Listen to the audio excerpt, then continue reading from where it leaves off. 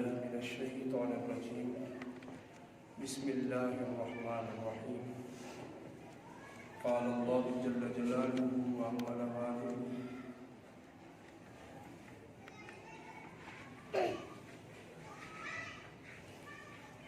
في كلامه المجيد ها أنتم أولئك تحبونهم ولا يحبونكم وتؤمنون بالكتاب كله صدق الله العظيم وصدق وبلغ رسوله النبي الكريم ونحن على ذلك لمن الشاهدين والشاكرين والحمد لله رب العالمين إن الله وملائكته يصلون على النبي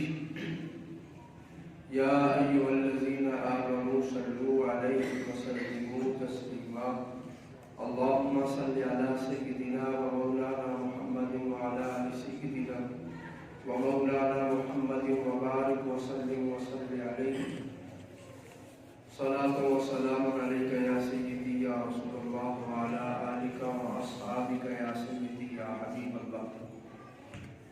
سورہ آل عمران آیت نمبر 119. ہا انتم اولئک تحبونہم، خبردار یہ وہ ہیں جن سے تم محبت رکھتے ہو، وَلَا يُحِبُّونَكُمْ اور وہ تم سے محبت نہیں رکھتے، وَتُؤْمِنُونَ بِالْكِتَابِ كُلِّهِ اور تم تمام آسمانی کتابوں پر ایمان رکھتے ہو، وَإِذَا لَقُوكُمْ وہ جب تمہیں ملتے ہیں، قَالُوا آمَنَّا تو وہ کہتے ہیں ہم ایمان والے ہیں، ہم بھی ایمان رکھتے ہیں، وَإِذَا خَلَوْا اور جب وہ تنہا ہوتے ہیں تم سے، عَضُّوا عَلَيْكُمُ الْأَنَامِلَ مِنَ الْغَيْظِ تمہارے خلاف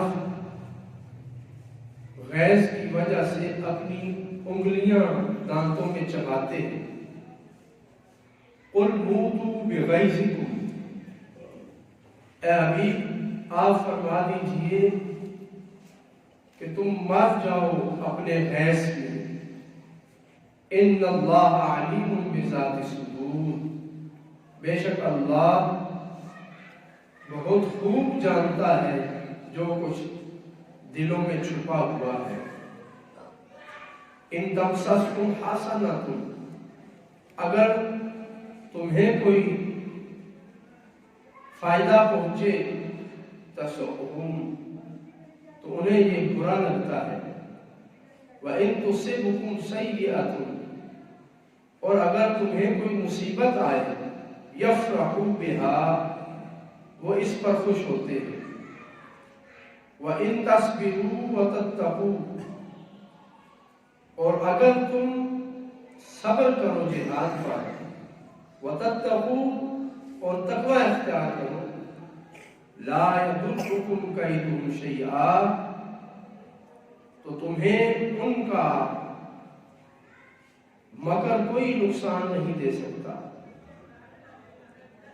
ان اللہ بما یعملون محیط بے شک اللہ جو وہ کرتے ہیں اس کا احاطہ کیے ہوئے ہیں. آیت نمبر 118 میں یہود و نصارہ سے دوستی رکھنے سے منع کیا گیا کہ انہیں اپنا قریبی دوست رازدان مت بناؤ، اور اس آیت میں ان چند صحابہ کرام کے قلبی جذبات کا اظہار کر کے یہود و نصارہ اور منافقین سے دور رہنے کا حکم دیا جا رہا ہے کہ جو صحابہ اپنی رشتہ داری کی وجہ سے، قرابت کی وجہ سے یا پھر ہمسائیگی کی وجہ سے قلبی طور پر یہود و نصارہ کہ قریب رہنے کی وجہ سے ان کے لیے کوئی نرم گوشہ رکھتے تھے، یعنی ان کے ساتھ میل ملاپ، اٹھنا بیٹھنا، جسے اپنی زبان میں برادری کی محبت کہا جاتا ہے، قبیلے کی محبت، طبعی محبت، ایسی محبت جس طرح باپ کو بیٹے سے ہوتی ہے۔ تو چونکہ صحابہ کرام رضوان اللہ تعالی علیہ مجمعین مذہب چھوڑ کر دین اسلام میں داخل ہوئے تو رشتہ داریاں تو ان کی اپنے کافر رشتہ داروں کے ساتھ قائم تھی۔ کوئی داماد تھا، کوئی سسر تھا، کوئی بہنوئی تھا، کسی کا کیا رشتہ تھا۔ تو چند ایک صحابہ ایسے تھے جو اس برادری کی وجہ سے ان سے محبت رکھتے تھے، اور اس میں بھی پیش نظر یہ ہوتا کاش وہ بھی ایمان لے آئیں، ہم ان کے پاس جائیں، اٹھیں بیٹھیں، اور اس محبت کی وجہ سے وہ ایمان لے آئیں۔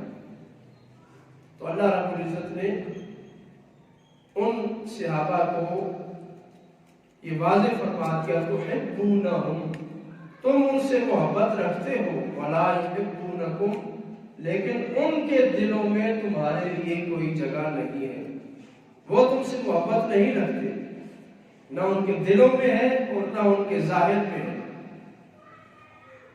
بلکہ ان کے دلوں میں تمہارے خلاف عداوت ہے اور کھوٹ بھرا ہوا ہے۔ لا یحبونکم، وہ تم سے محبت نہیں رکھتے، وَتُؤْمِنُونَ بِالْكِتَابِ كُلِّهِ، اور اے میرے محبوب کے غلاموں، تم تو ساری کتابوں کے ماننے والے ہو، تم تو راز زبور انجیل کو بھی مانتے ہو اور اس کتاب قرآن کو بھی ماننے والے ہو، تمہارے ایمان میں کوئی شک نہیں ہے، لیکن یہ جو قلبی محبت ان کے لیے تمہارے دل میں پیدا ہو گئی، یہ خطرناک ہے۔ لا یحبونکم، وہ تم سے محبت نہیں رکھتے، تو پھر تمہاری اس محبت کا کیا فائدہ؟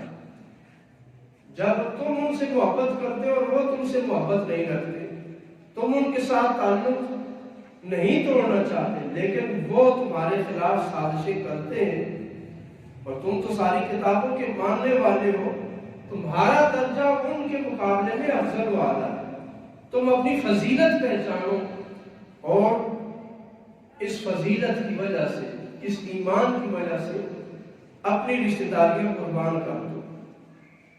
وَإِذَا لَقُوكُمْ، اور دیکھو جب وہ تم سے ملتے ہیں، قَالُوا آمَنَّا، وہ کیا کہتے ہیں؟ ہم ایمان والے ہیں، یعنی اپنی جان بچانے کے لیے تقیہ کے طور پر، مسلمانوں میں گھل ملنے کے لیے، وقتی مفادات اٹھانے کے لیے وہ کہہ دیتے کہ ہم بھی ایمان والے ہیں۔ تو اللہ رب العزت نے فرمایا تمہارے سامنے تو وہ کہتے ہیں ہم ایمان والے ہیں، وَإِذَا خَلَوْا عَدُّوا عَلَيْكُمُ الْأَنَامِلَ مِنَ الْغَيْظِ، اور جب وہ تنہا ہوتے ہیں تو تم پر اپنے غیظ کی وجہ سے انگلیاں چباتے ہیں۔ غیظ ایک ہوتا ہے غضب، غصہ، اور ایک ہوتا ہے غیظ، یہ بھی غصہ ہے، دونوں میں فرق ہے۔ غضب وہ غصہ ہوتا ہے جس میں انسان اپنے ہوش و حواس میں ہوتا ہے، لیکن غیظ اس غصے کو کہا جاتا ہے جس کی وجہ سے خون کھولنے لگ پڑتا ہے اور انسان کو اپنے اوپر قابو نہیں رہتا۔ اللہ رب العزت نے فرمایا یہی تمہارے رشتہ دار، تمہارے قریبی تمہارے منہ پر کہتے ہیں ہم ایمان لائے، لیکن جب پیچھے ہوتے ہیں تو تمہاری کامیابیوں، فتوحات اور تمہاری بھلائیاں ذکر کر کے اپنی انگلیاں چباتے ہیں، انہیں غصہ چڑھتا ہے اس بات کا۔ قُلْ مُوتُوا بِغَيْظِكُمْ، اے حبیب پیارے آپ فرما دیجئے مر جاؤ تم اپنے غصے کو، اپنے اس غیظ کی وجہ سے تم مر جاؤ، یعنی یہی غیظ اپنے ساتھ لے کر تم قبر میں چلے جاؤ، اسی کفر پر تم مر جاؤ۔ ان اللہ علیم بذات الصدور، بے شک اللہ خوب جانتا ہے جو کچھ دلوں میں ہے۔ اس آیت میں کفار اور منافقین کے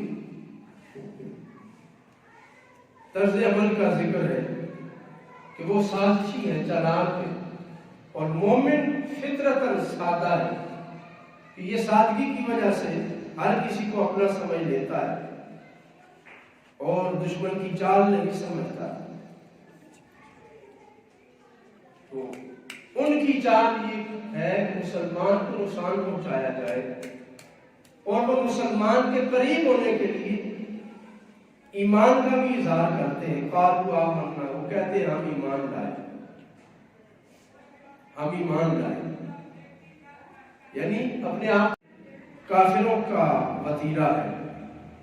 اور آگے ان کے غصے کا ذکر فرما کر حضور کو حکم دیا گیا موتوا بغیظکم۔ امام ابن جریر فرماتے ہیں اس میں حکم یہ دیا جا رہا ہے کہ آپ یہ ان کے خلاف دعا فرمائیں، ان کے لیے بددعا فرمائیں، موتوا بغیظکم، کہ تم مر جاؤ اپنے اسی غصے کے ساتھ، اپنا یہی غیظ لے کر تم قبروں میں چلے جاؤ۔ ان اللہ علیم بذات الصدور، بے شک اللہ جاننے والا ہے جو کچھ دلوں میں ہے۔ تو اس آیت میں قل موتوا بغیظکم میں نبی کریم صلی اللہ علیہ وآلہ وسلم کو کافروں اور منافقوں کے خلاف دعا کرنے کا حکم دیا کہ ان کے خلاف تم دعا کرو، اور ان کی جو سازشیں ہیں تمہارے خلاف چلتے ہیں ان کا توڑ کرنے کے لیے تم اپنی دعا میں ان کلمات کو شامل کر دو۔ کافروں اور منافقوں کے خلاف دعا کے الفاظ میں اپنی دعا میں شامل کر لو، اسے عبادت بنا لو۔ اسی وجہ سے نبی کریم صلی اللہ علیہ وآلہ وسلم نے کافروں اور منافقوں کی بد چلنی کی وجہ سے 1 مہینے سے زائد عرصہ تک قنوت نازلہ پڑھی۔ نبی کریم علیہ السلام ان کی ہلاکت کے لیے بددعائیں فرماتے رہے، حتیٰ کہ اللہ رب العزت نے اس قنوت نازلہ کے اختتام کا حکم فرما دیا۔ تو یہ بات ذہن میں رکھیں کہ نبی علیہ السلام نے قنوت نازلہ جو پڑھی نماز میں، دشمنوں کے خلاف جو دعا کی، بددعائیں کی، وہ اس امر کے تحت تھے، قل موتوا بغیظکم۔ اس میں کافروں کے خلاف بددعا کو جائز قرار دیا گیا، اور حضور کو حکم دیا کہ آپ یوں کہا کریں موتوا بغیظکم، کہ مر جاؤ تم اپنے غصے میں۔ تو اس آیت میں اللہ رب العزت نے خود اپنے محبوب کو دشمنوں کے خلاف بددعا کرنے کا حکم فرمایا کہ جب تم اپنی عبادت میں ان کے خلاف بددعا کرو گے، کافروں اور منافقوں کے خلاف بددعا کرو گے، تو پھر کیا ہوگا کہ یہ تمہارا طرز عمل جو ہے، جو طبعی محبت تمہارے دلوں میں یہود و نصارہ کے لیے ہے، کافروں اور منافقوں کے لیے یہ ختم ہو جائے۔ آج ہی ہم جب دعائے قنوت پڑھتے ہیں ذکر میں، ہم کہتے ہیں وَنَخْلَعُ وَنَتْرُكُ مَن يَفْجُرُكَ، اے اللہ نخلع، ہم علیحدہ کر دیتے ہیں، نتر کو چھوڑ دیتے، مَن يَفْجُرُكَ، جو تیرا نافرمان ہے، ان عذابک بالکفار العلیم، تیرا عذاب کافروں کو ملنے والا ہے۔ تو اس دعا میں بھی ہمیں یہ تعلیم دی گئی کہ تم اپنے نظریے میں، اپنی عبادت میں اس بات کو شامل کر لو کہ تم نے اللہ کے دشمنوں کے خلاف تلوار بھی اٹھانی ہے اور ان کے خلاف ہاتھ بھی اٹھانے ہیں، جہاد بھی کرنا ہے اور ان کے خلاف بددعا بھی کرنی ہے۔ تمہارے دل میں بھی کبھی ان کے بارے میں کوئی نرم گوشہ پیدا نہیں ہونا چاہیے۔ یہ حکم نبی علیہ السلام کو بطور خاص یہود و نصارہ اور کافروں اور منافقوں کے بارے میں دیا گیا۔ اب مومن کا طرز عمل ویسے تو اشداء علی الکفار رحماء بینہم، صحابہ کا عمل یہ تھا کہ کافروں پر وہ سخت تھے، کافروں کے مقابلے میں وہ سخت تھے، ان کے بارے میں سخت نظریہ رکھتے تھے، لیکن پھر بھی کسی ذریعے سے کافروں اور منافقوں کو مسلمانوں میں گھسنے کا موقع مل سکتا تھا تو اللہ رب العزت نے اس سے بھی روک دیا، صحابہ کو روک دیا کہ ان کے بارے میں اپنے دل میں بھی کوئی بات نہ رکھے۔ اور آج ہم مسلمان ہیں اور بڑے فخر سے ہم کہتے ہیں مسلمان ہیں، لیکن پھر یہ بھی کہتے ہیں کہ یہ شرک ختم کرنے کا حکم ہمیں امریکہ دے رہا ہے،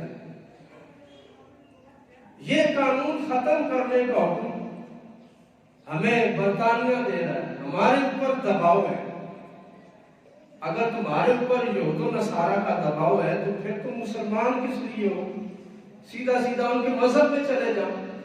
مسلمان کا روپ دھار کر، جیسے کفار اور منافقین شروع دن سے چال ہے، وَإِذَا لَقُوكُمْ قَالُوا آمَنَّا، جب بھی کوئی یہودی یا نصرانی مسلمانوں میں گھسا، اس نے ایمان کا لباس اوڑھا، ایمان کے لباس میں آیا اور مسلمانوں کو نقصان دیا اور اپنا کام کر کے چلا گیا۔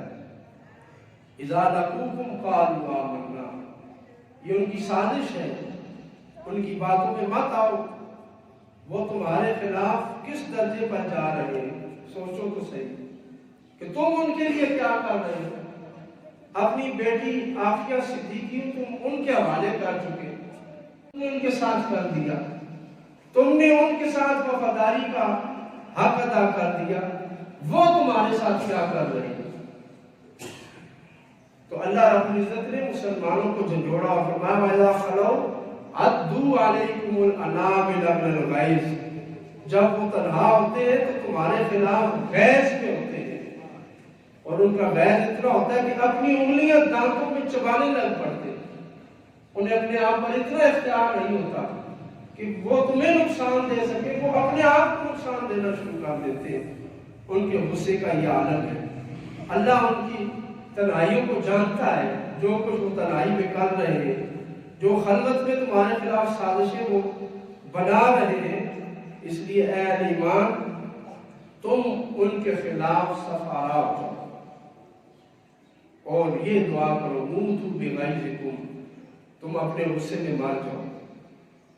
اب نبی علیہ السلام کے مبعوث ہونے سے لے کر حضور کی بعثت سے لے کر آج 1400 سال سے زائد کا عرصہ گزر گیا، پھر بھی یہودیوں کا، نصرانیوں کا غصہ جو ہے غیظ ٹھنڈا نہیں ہوا۔ آج بھی انہوں نے خاکے بنا کر شائع کر دیے، کب سے وہ اسلام کے خلاف لگے ہوئے، اور اب حال ہی میں انہوں نے اسلام کے دین ہونے کا یہ انکار کر دیا۔ بشپ ان کا کہتا ہے کہ اسلام جو ہے یہ کوئی مذہب یا دین نہیں ہے، بلکہ اسلام ایک سیاسی پارٹی ہے، سیاسی نظریہ ہے، اور یہ دین اپنے نظریے کو دنیا پر نافذ کرنے کے لیے جنگجو قوم ہے۔ یعنی مسلمانوں کو بحیثیت مذہب اور دین سب سے بڑا یہ نقصان دیا جا رہا ہے کہ مذہب اسلام جو ہے یہ مذہب ہی نہیں ہے۔ مذہب کب ہوگا؟ جب یہ جہاد کو نصاب سے نہیں قرآن سے ہی نکالے گی، جب جہاد کی آیات اور اہل کتاب کے خلاف قتال کرنا اور دنیا پر حکومت کرنے کا خیال جب تک یہ چھوڑ نہیں دیتے تب تک یہ مذہب نہیں ہے۔ تو اللہ رب العزت نے مسلمانوں کو اور نبی علیہ السلام کے صحابہ کو بطور خاص فرما دیا ان تمسسکم حسنۃ، اگر تمہیں کوئی بھلائی پہنچے تسؤہم، انہیں یہ بری لگتی ہے۔ اگر تمہارے سمندر سے گیس تمہیں حاصل ہو جائے، پیٹرول مل جائے، تو یہ انہیں اچھا نہیں لگتا، یہ انہیں برا لگتا ہے۔ تمہارے ہاں ترقی کی بات ہو، یہ انہیں بری لگتی ہے۔ وَإِن تُصِبْكُمْ سَيِّئَةٌ، اور اگر تمہیں کوئی مصیبت آئے یفرحوا بِہَا، اس پر وہ خوش ہوتے ہیں۔ اے مسلمانوں، تم کفار، منافقین، یہود و نصارہ کو اپنا دوست سمجھتے ہو، جبکہ ان کے جشن تمہاری مصیبت پر ہوتے ہیں، ان کی خوشی تمہاری تکلیف پر ہوتی ہے۔ وَإِن تَصْبِرُوا وَتَتَّقُوا، اور اے ایمان اگر تم صبر کرو، یعنی جہاد کرنے پر صبر کرو، وَتَتَّقُوا، اور ان کافروں منافقوں سے اپنے آپ کو بچاتے رہو، ان سے دور رہو، لا یضرکم کیدہم شیئا، تو پھر یہ جتنا مگر مرضی کر لیں، جتنی چالیں چل لیں، یہ تمہیں نقصان نہیں پہنچا سکتے۔ شرط یہ ہے کہ تم جہان پر صبر کرو اور اہل کتاب، کافروں، منافقوں، یہود و نصارہ سے دور رہو۔ یہ دو چیزیں تم اپنا لو کہ جہان پر صبر کرو، جہان کرنے میں جتنی مصیبت آئے، تنگی آئے، پریشانی آئے، تم صبر کرو۔ وَتَتَّقُوا، اور کفار اور منافقین سے بچتے رہو، دور رہو ان سے۔ لا یضرکم کیدہم شیئا، تو ان کا مکر اور فریب تمہیں ذرا بھی نقصان نہیں دے سکتا۔ ان اللہ بما یعملون محیط، بے شک اللہ جو وہ کرتے ہیں اس کو گھیرے ہوئے ہیں۔ یعنی مسلمانوں کو یہود و نصارہ کی کوئی سازش نقصان نہیں دے سکتی جب تک مسلمان جہان پر کاربند رہے اور ان سے دور رہے۔ جب بھی نقصان پہنچا تو انہی کی قربت کی وجہ سے نقصان پہنچا۔ انہوں نے ہمیں اپنا بنایا اور پھر اس کے بعد لوٹا۔ پہلے ہمارے اندر آئے، راز لیے، ہماری ساری قوت اور طاقت کا اندازہ لگایا، اور اس کے بعد انہوں نے ہم پر حملہ کیا۔ اور اے ایمان، یہ مت سوچو کہ ان کی سازشیں وہ کر رہے ہیں تو اللہ بے خبر ہے، نہیں۔ ان اللہ بما یعملون محیط، جو وہ کرتے ہیں اس کا اللہ نے احاطہ فرمایا ہوا ہے۔ محیط اس کو گھیرے ہوئے ہیں۔ ان کا دائرہ عمل دائرہ بشریت تک ہے، اپنی طاقت تک ہے، لیکن اے مسلمانوں، تمہارا دفاع اللہ رب العزت اپنی طاقت سے فرمائے گا۔ اب یہاں پر یہ اشارہ دیا، ان اللہ بما یعملون محیط، جو وہ کرتے ہیں اللہ اس کو گھیرے ہوئے۔ اور آگے اس کی تفصیل اللہ بیان فرما رہے ہیں، بدر، احد اور دیگر غزوات کا بیان فرما کے، وَإِذْ غَدَوْتَ مِنْ أَهْلِكَ تُبَوِّئُ الْمُؤْمِنِينَ مَقَاعِدَ لِلْقِتَالِ وَاللَّهُ سَمِيعٌ عَلِيمٌ، اور یاد کیجیے جب آپ اپنے 700 مومن صحابہ کو جنگ کے لیے بٹھا رہے تھے، ان کے مورچے بنا رہے تھے۔ واللہ سمیع علیم، بے شک اللہ سننے والا بھی ہے، علیم جاننے والا بھی ہے۔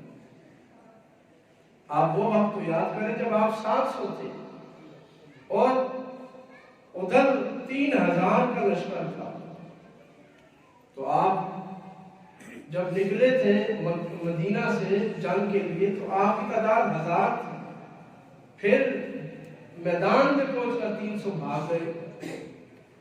عبداللہ بن ابی سلول نبی علیہ السلام جب مدینہ تشریف لائے تھے تو یہ اس وقت اس کو سردار بنانا تھا۔ جب حضور تشریف لائے تو تاج پوشی کی اس کی محفل رہ گئی، سب نے حضور کی سرداری تسلیم کر لی۔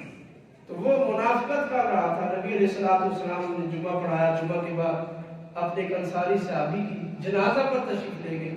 تو جنازہ پر یہ خبر حضور نے فرمائی کہ میدان احد کے مقام پر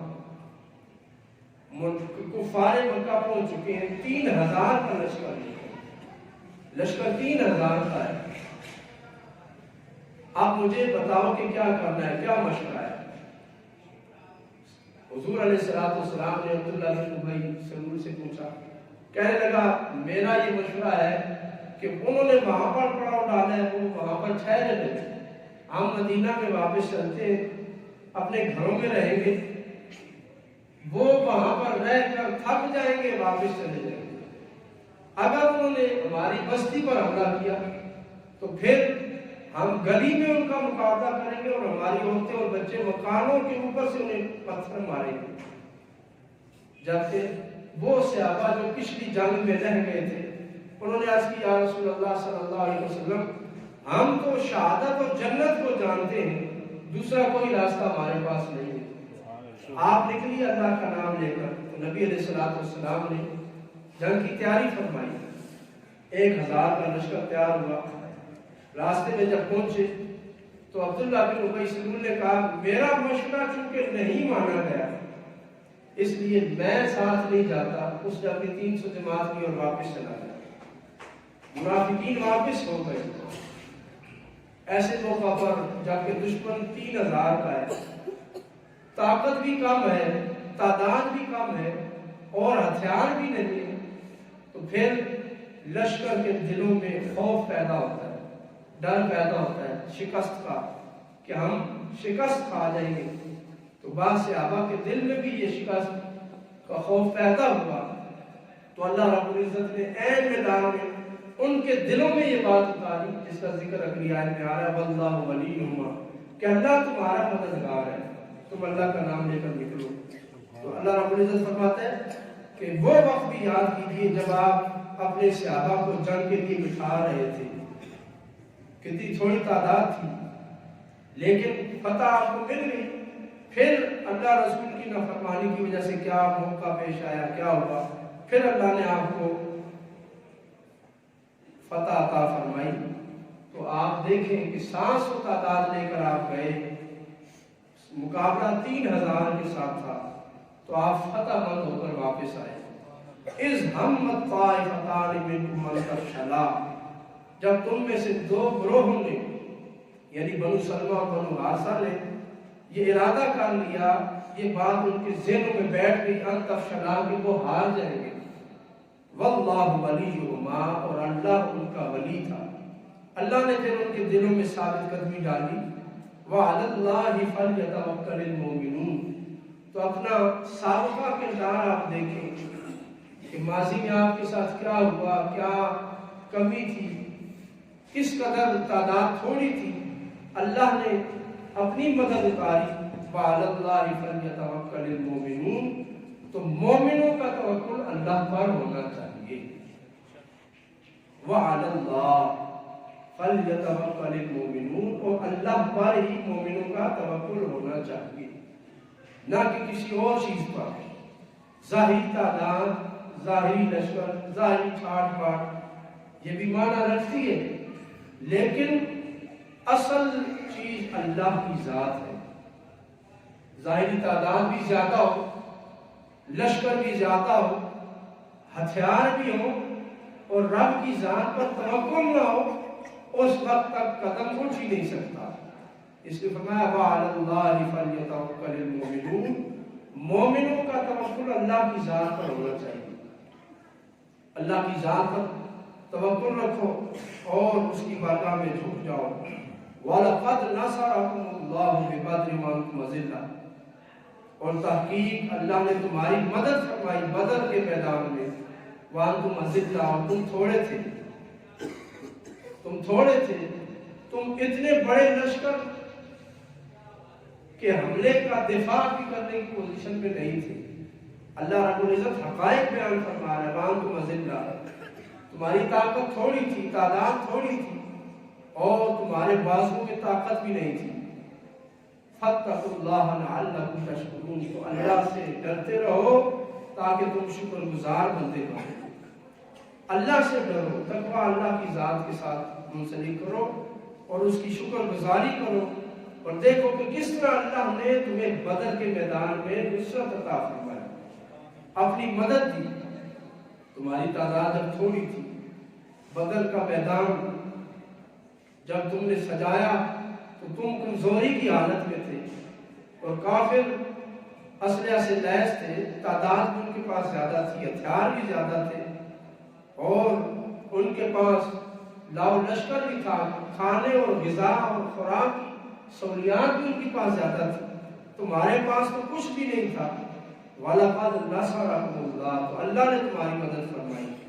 اِذْ تَقُولُ لِلْمُؤْمِنِينَ، جب آپ فرما رہے تھے مومنین سے، أَلَنْ يَكْفِيَكُمْ أَن يُمِدَّكُمْ رَبُّكُمْ بِثَلَاثَةِ آلَافٍ مِنَ الْمَلَائِكَةِ مُنزَلِينَ۔ آپ وہ وقت یاد فرمائیے جب آپ نے خود اپنی زبان سے اپنے صحابہ سے فرمایا تھا، کیا تمہیں تمہارا رب کافی نہیں ہے کہ مدد کرے تمہاری 3000 فرشتوں کے ذریعے، منزلین اتار کر آسمان سے نیچے، یعنی تمہارے اس لشکر میں 3000 فرشتے اللہ شامل کر دے اور وہ تمہاری طرف سے لڑے۔ بلا، ہاں، ان تصبروا، اگر تم صبر کرو جہاد میں، وتتقوا، اور باز رہو، وَيَأْتُوكُم مِّن فَوْرِهِمْ هَٰذَا، اور دشمنوں کا لشکر اپنے غصے کے ساتھ اپنے روب اور دبدبے کے ساتھ اچانک تم پر آ جائے، ھذا یمددکم ربکم بخمسۃ آلاف من الملائکۃ مسومین، تو اللہ 5000 فرشتے بھیج دے گا جن کو نشانیاں لگی ہوئی ہوں گی۔ اللہ اکبر، یا رسول اللہ۔ تو اللہ رب العزت کی بارگاہ میں آپ کی جو التجا تھی فتح کی اللہ نے قبول فرمائی، اور آپ نے اپنی زبان سے اپنے صحابہ کو میدان بدر میں فرشتوں کے نزول کا مژدہ فضا سنا دیا، خوشخبری سنا دی۔ تو وہ فرشتے کس نے بھیجے؟ اللہ نے بھیجے۔ تمہاری مدد کس نے کی؟ اللہ نے کی۔ اور تمہارے ساتھ دھوکہ کس نے کیا؟ انہی کافروں اور منافقوں نے، جن سے تم نے اپنے مفادات وابستہ کر لیے ہیں، جن سے بچنے کا تمہیں حکم دیا جا رہا ہے اور جن کے خلاف تمہیں کھڑا ہونے کا حکم دیا جا رہا ہے۔ ادھر دیکھو، ظاہری اسباب تمہارے خلاف تھے اور اللہ رب العزت نے تم پر اپنی مدد نازل فرمائی، فرشتے اتارے، مسومین، انہوں نے نشانیاں لگی ہوئی تھی، وہ نشانیاں دیکھ کے تم نے پہچان لیا کہ یہ اللہ کے فرشتے ہیں۔ وہ لڑ رہے تھے تمہاری طرف سے، تمہاری تعداد تھوڑی تھی۔ تو اگر اے اہل ایمان اللہ رب العزت بدر میں فرشتے اتار سکتا ہے تو آج بھی وہ فرشتے اتار سکتا ہے، لیکن شرط کیا فرمائی؟ ان تصبروا وتتقوا، اگر تم صبر کرو جہاد پر، جو کہ مشکل کام ہے، جہاد مشکل کام ہے، اور جبکہ جہاد اسلامی حکومت کا فرض ہے۔ ایٹم بم ہو، شاہین ہو، گوری ہو، اتنے میزائل ہونے کے باوجود بندہ ڈر کے بیٹھے کہ اگر میں نے کشمیر لینے کے لیے ہندوستان پر حملہ کیا تو مجھ پر امریکہ حملہ کر دے گا، تو پھر اس ایٹم بم کا کیا فائدہ؟ اس طاقت اور قوت کا کیا کرنا ہے؟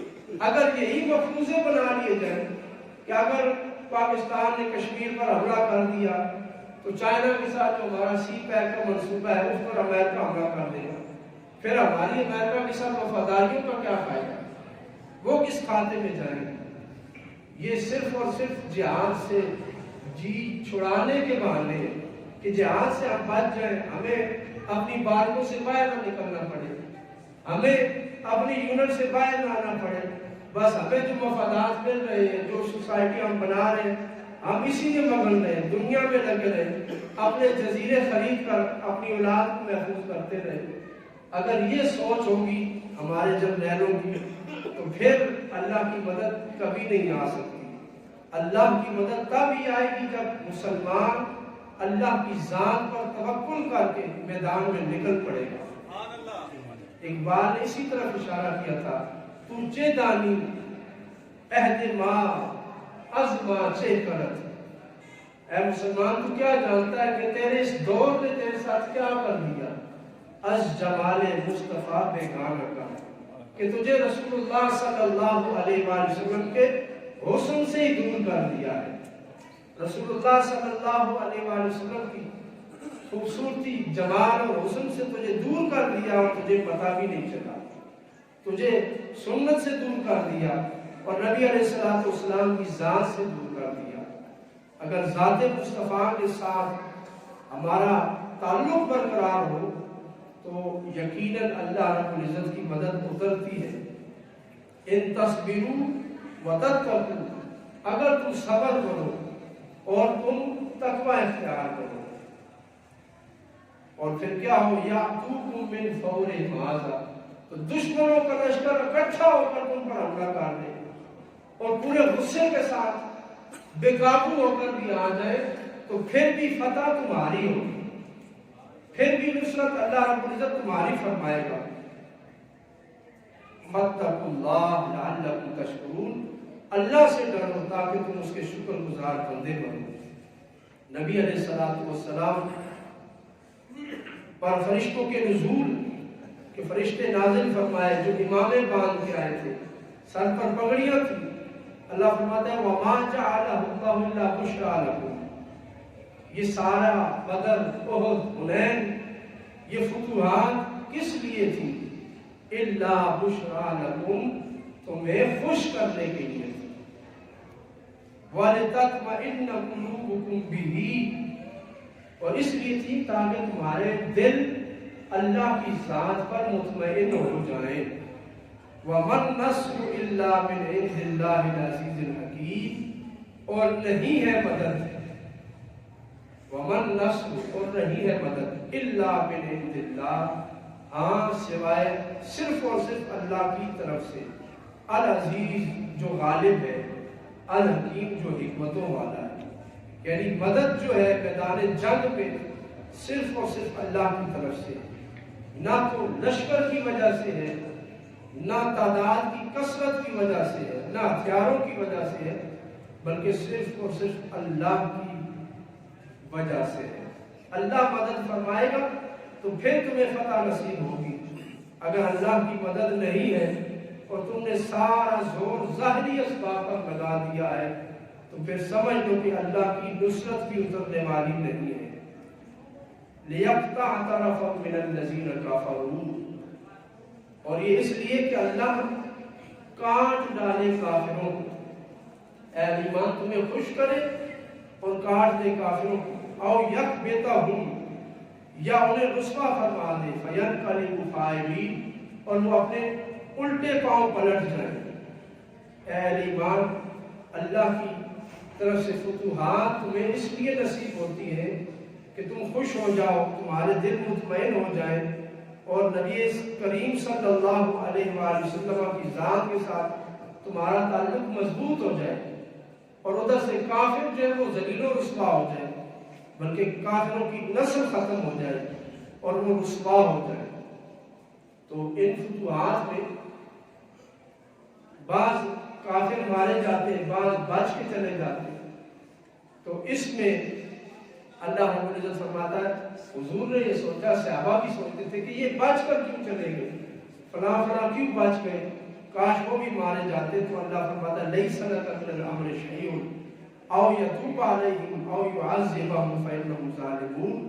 اے میرے حبیب اور حبیب کے غلاموں، یہ بات ذہن میں رکھو کہ اللہ رب العزت نے جنہیں بچا لیا ہے وہ خود نہیں بچ کے گئے، بلکہ اللہ نے بچایا ہے۔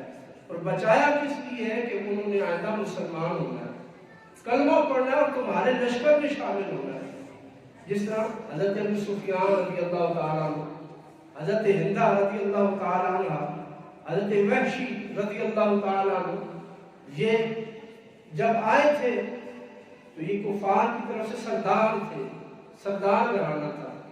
حضرت حمزہ کو انہوں نے شہید کیا، بچ کر چلے گئے۔ صحابہ سوچتے تھے کیوں بچ گئے، لیکن اللہ رب العزت نے اپنی قدرت دکھائی۔ جب حضرت ابو سفیان مسلمان ہوئے تو حضرت ابو سفیان رضی اللہ تعالیٰ عنہ کا بیٹا یزید بن ابو سفیان، حضرت امیر معاویہ کا بھائی، یہ جنگ یرموک کا سپہ سالار تھا۔ اس خاندان سے اللہ رب العزت نے جو کام لینا تھا وہ اللہ رب العزت ہی جانتا ہے۔ اس کے فرمایا لیس لک من الامر شیء، آپ اس بات پر پریشان نہ ہوں، اور یہ آپ کے شایان شان بھی نہیں ہے کہ آپ ان کی ہلاکت کو چاہتے رہیں۔ یہ اللہ کی شان ہے، یتوب علیہ، ان پر توبہ کا دروازہ کھول دے، او یعذبہم، یا انہیں عذاب میں ڈال دے، فانہم ظالمون، تو یہ ظالم ہے، ظالم ہے، ظلم کرتے، یا اللہ کی مرضی ہے انہیں توبہ کی توفیق دے یا پھر عذاب میں ڈال دے، جہنم بھیج دے۔ جب توبہ کی توفیق دے گا تو اللہ رب العزت بہتر جانتا ہے کہ ان کی توبہ اسلام کے لیے کس قدر مفید ہوگی، اور اگر عذاب دے گا تو یہ بھی اللہ رب العزت کی شان ہے۔ مالک کائنات ہمیں اللہ کی ذات کے ساتھ توکل رکھتے ہوئے کفار اور مشرکین سے دور رہنے کی توفیق عطا فرمائے۔ وآخر دعوانا الحمدللہ رب العالمین۔